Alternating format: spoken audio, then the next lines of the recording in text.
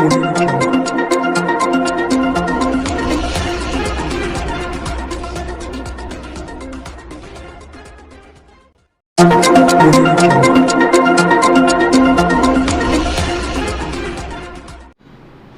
दोस्तों, आसनसोल टाइम्स में आपका स्वागत है। मैं बापी बनर्जी अपने सहयोगी जाहिद अनवर के साथ आपका स्वागत करते हैं।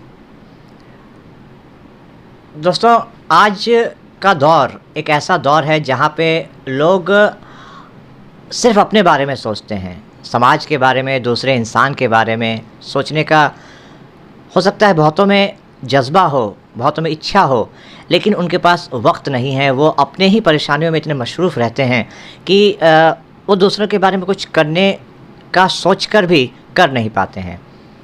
ऐसे ही वक्त में हमें ज़रूरत पड़ती है एक संस्था की, एक अदारे की, जो लोगों के जो वंचित हैं, जो पीड़ित हैं, जिनको मदद की ज़रूरत है, उनकी ज़रूरत को आगे आएँ। आज हम आपको एक ऐसे ही शख्स से तारुफ़ कराने जा रहे हैं, परिचय कराने जा रहे हैं, जो हालांकि जिनको किसी परिचय की ज़रूरत तो है नहीं। आज हम आपको मिलवाने जा रहे हैं लायंस क्लब ऑफ रानीगंज के अध्यक्ष श्री हर्ष खेतान जी से। सर, आसनसोल टाइम्स में आपका स्वागत है। धन्यवाद। मैं आसनसोल टाइम्स के सभी दर्शकों को अपनी तरफ से श्रद्धापूर्वक नमस्कार प्रणाम करता हूं और आज आपके साथ इस चर्चा में अपने आप को पाकर बहुत गौरवान्वित महसूस करता हूँ। सर, ये आसनसोल टाइम्स का भी सौभाग्य है कि आपने समय दिया। सर, जैसा कि मैं कह रहा था कि आज का जो दौर है वो काफ़ी चैलेंजिंग दौर है। ऐसे में अगर इंसान किसी के बारे में कुछ सोचता भी है करने की, लेकिन वो अपनी मजबूरियों में इतना फंसा हुआ है कि वो कर नहीं पाता। ऐसे में जो संस्था जिससे आप जुड़े हुए हैं, जिसके आप अध्यक्ष हैं, Raniganj Lions club of Raniganj, इसके बारे में कुछ बताइए और ये कैसे और कब से लोगों की मदद कर रही है, इसके बारे में हमारे दर्शकों को कुछ बताइए। देखिए, ये जो हमारी संस्था है लायंस क्लब ऑफ रानीगंज, ये आज करीब 62 वर्ष इसको पूर्ण हो गए हैं रानीगंज में। ये अगर देखा जाए तो लोगों की चौथी पीढ़ी जो है आज इसमें अपना सहयोग दे रही है। 1960 में जब इसकी स्थापना हुई थी तब ये कुछ गिने चुने क्लबों में था और इस क्लब का जो लोगो है या जो पंच लाइन है वो है वी सर्व। सेवा मूलक कार्यों से ये संस्था बराबर जुड़ी हुई रही है। नेशनली कहिए या इंटरनेशनली कहिए, हमारे जो संस्थापक अध्यक्ष हैं इसके विश्व के लायंस क्लब ऑफ इंटरनेशनल के, मेल्विन जोन्स, उन्होंने हम लोगों को यही अनुप्रेरणा दी है कि आप समाज में अपना कुछ योगदान देते रहें जिससे लोगों की सेवा होती रहे। तो प्रथम जो शताब्दी थी उसमें हम लोगों ने चक्षु नेत्र के ऊपर फोकस किया। नेत्र के कारण, नेत्र की बीमारियों के कारण बहुत लोग वंचित हो जाते थे देखने से, या तरह तरह की उनको समस्याएं रहती थी। तो आपको जानकर बहुत खुशी होगी कि रानीगंज का जो आई हॉस्पिटल है लायंस क्लब का, वो अपने आप में एक अनूठी पहल है और डिस्ट्रिक्ट का पहला अस्पताल है जहां हम लोग निरंतर रोगियों को सेवा प्रदान कर रहे हैं और करते रहेंगे। इसके लिए हमारे पास चिकित्सकों की एक पूरी टीम है और लायंस क्लब के सभी सदस्य पूरी तरह से तत्पर रहते हैं कि कोई भी अगर ऐसा काम रहे जिसमें कि उनकी ज़रूरत पड़े तो वो आगे रहते हैं। सर, आपने कहा कि चक्षु जो अस्पताल है, आई हॉस्पिटल है, इसको ये सेवाएं दे रही है लगातार। हमें जानकारी है कि राशन की व्यवस्था भी आप लोग की संस्था की तरफ से फीड द हंगर नाम से शायद कोई आप लोगों का प्रोजेक्ट चलता है, तो इसके बारे में ज़रा बताइए। देखिए, ये तो मैंने आपको एक अपने परमानेंट प्रोजेक्ट के बारे में बताया। इसके अलावा एक परमानेंट प्रोजेक्ट अगर और देखा जाए तो एक डीएवी पब्लिक स्कूल है जो लायंस के सहयोग से चलता है। हमारे लायंस क्लब ऑफ रानीगंज ने उसकी सहयोग राशि और ज़मीन दे के उसको शुरुआत की थी और आज वहाँ करीब 2300 से 2400 बच्चे शिक्षा ग्रहण कर रहे हैं और बहुत सुचारू रूप से ये व्यवस्था चल रही है। इसके अलावा जो हम लोगों की अन्य सेवाएं हैं उसमें जैसा आपने कहा फीड द हंगर, तो देखिए भूख एक ऐसी समस्या है कि उसका पूरा निवारण तो हम लोग कर नहीं सकते, लेकिन जहाँ तक कोशिश होती है हर संभव हम लोग प्रयास करते हैं कि भूखे को अन्न देकर, कुक्ड फूड देकर उनकी समस्या को दूर किया जाए। अगर एक भी हाथ इस दिशा में बढ़ता है उसका हम लोग स्वागत करते हैं। फीड द हंगर के अलावा हम लोगों ने जैसे कंप्यूटर क्लासेस हैं वो चलाते हैं नीडी बच्चों के लिए, स्विंग क्लासेस हैं, सिलाई क्लास और डांस क्लासेस हैं। रानीगंज में water huts, permanent water huts हमने लगा रखे हैं। हम लोगों ने कॉरपोरेशन की मदद से बस स्टैंड भी बना रखे, जहाँ पे राहगीर खड़े होके बस का इंतज़ार कर सकते हैं। ये सारी चीज़ें हमने कर रखी है। इसके अलावा समय समय पे हम लोग जैसा भी कोई भी चीज़ हमारे संज्ञान में लाई जाती है हम लोग उसमें अपना सहयोग देते हैं। पीछे हमें बताया गया कि आपको ध्यान होगा करीब 4 महीने पहले बहुत मूसलाधार बारिश हुई थी, कई इलाकों में पानी भर गया था। वहाँ पे भी जाके हमारे सदस्यों ने अपनी सेवाएं प्रदान की थी। हमने सूखा राशन वहाँ पे बांटा था, लोगों के पास खड़े थे। आज हमारे पास एक ऑक्सीजन बैंक है। रानीगंज में करीब 36 सिलेंडर्स हमारे पास हैं जो कि हमारे मेंबर्स ने कंट्रीब्यूट किए हैं, उनमें सहयोग राशि उनकी लगी है। ऑक्सीजन कॉन्सेंट्रेटर्स हैं।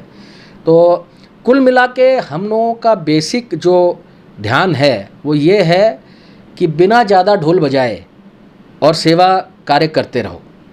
एक ये आपको जानकर बहुत खुशी होगी कि अभी रिसेंट हम लोगों ने एक परमानेंट प्रोजेक्ट लिया है डायबिटीज़ केयर सेंटर का। उसके भी काम को हम लोग देख रहे हैं। उम्मीद करते हैं कि 4 महीने 5 महीने के भीतर वो संपूर्ण रूप से तैयार हो जाएगा और लोगों को वहाँ से सेवा प्रदान होगी। सर, आपने अभी कहा कि जिस तरह से सिलाई सिखाया जा रहा है, कंप्यूटर की ट्रेनिंग दी जा रही है, कहीं ना कहीं आप लोगों का फोकस जो है वो स्वावलंबन पर है कि लोग अपने पैरों पे खड़े हों। तो स्वावलंबन को लेकर लायंस क्लब ऑफ रानीगंज और आगे क्या सोच रहा है? देखिए, आपने बहुत सही पकड़ा। एक अंग्रेजी में कहावत है, you give me a fish I eat for a day, you teach me to fish I eat for life long. तो आप ये समझिए कि अगर हमने एक बार किसी को कुछ दे दिया तो वो हो सकता है कि वो 1 दिन 2 दिन में उसके पास ख़त्म हो जाएगा। तो अगर हमने उनको ये चीज़ वोकेशनल ट्रेनिंग के तहत कुछ भी उनको सिखाया, उसको वो अपने जीवन में आगे उसको उतार के उसका लाभ लेके और वो अपना जीवन यापन कर सकते हैं, अपनी जीविका कमा सकते हैं और किसी पे निर्भरता जो है वो नहीं रहेगी उनकी। सर, अभी 2 साल पहले, मतलब पिछले 2 साल में मानव इतिहास में जो सबसे बड़ी ट्रेजेडियों में से एक ट्रेजेडी से हम लोग अभी गुज़र चुके हैं तो नहीं कह सकते, क्योंकि अभी भी उसका जो हैंगओवर आप कह सकते हैं वो बाकी है। बहुत कुछ सिखाया है उस दौर ने हमको। उस दौर के बारे में जब आप सोचते हैं और लायंस क्लब ऑफ रानीगंज ने जो कुछ किया है उसके बारे में ज़रा सोचते हैं, तो उस दौर के बारे में लायंस क्लब ऑफ रानीगंज के योगदान को लेकर आप क्या कहना चाहेंगे और क्या आपने बतौर एक इंडिविजुअली आपने क्या सीखा उस दौर से? देखिए, बहुत कठिन दौर था, इसमें कोई शक नहीं है। उस दौर में अगर आप देखें तो सही मायने में मानवता की पहचान हुई। लोगों के पास किस तरह से खड़ा रहा जा सकता है, हर व्यक्ति ने अपनी तरफ से कुछ ना कुछ प्रयास ज़रूर किया है। लायंस क्लब की तरफ से हम लोगों ने मास्क का, सैनिटाइज़र का वितरण किया। उस दौरान भी हम लोगों ने फूड डिस्ट्रीब्यूशन, क्योंकि लोगों का जो दिहाड़ी पे काम करने वाले लोग हैं, डेली वेजर्स हैं, उन लोगों के पास साधन की कमी थी, उनके पास हम खड़े थे। जितना हम लोगों से बन पड़ा, हम लोगों ने कुछ कपड़े वगैरह भी उस दौरान वितरित किए और प्रशासन की तरफ से हमें जो भी कुछ कहा गया हम उनके साथ खड़े थे। वैक्सीनेशन का प्रबंध हमारे हॉस्पिटल में किया गया। हम वैक्सीनेशन लोगों को करवा रहे थे, जो कि आपके ये जो कोविन साइट है उसके थ्रू रजिस्ट्रेशन करा सकते थे। हम लोग उस दौरान पूरी तरह से तैयार थे। हमारे सदस्यों ने लोगों को बहुत तरह से लाभ पहुंचाया है और उनके पास जाकर उनके आंसू पोंछने का प्रयास किया है, चाहे वो सक्षम हों चाहे वो नहीं हों, लेकिन प्रयासों में कोई कमी नहीं थी। चलिए सर, हम जानते हैं कि आप एक बहुत ही बिज़ी इंसान हैं, आपका ज़्यादा और वक्त हम नहीं लेंगे। आखिरी सवाल, आप एक सफल व्यवसायी हैं और आप एक समाज सेवी हैं, क्या संदेश देना चाहेंगे आप लोगों को? क्योंकि जैसा कि मैंने कहा कि कोरोना काल का जो हैंगओवर है वो अभी भी गया नहीं है, अभी भी लोग पूरी तरह से उबर नहीं चुके हैं।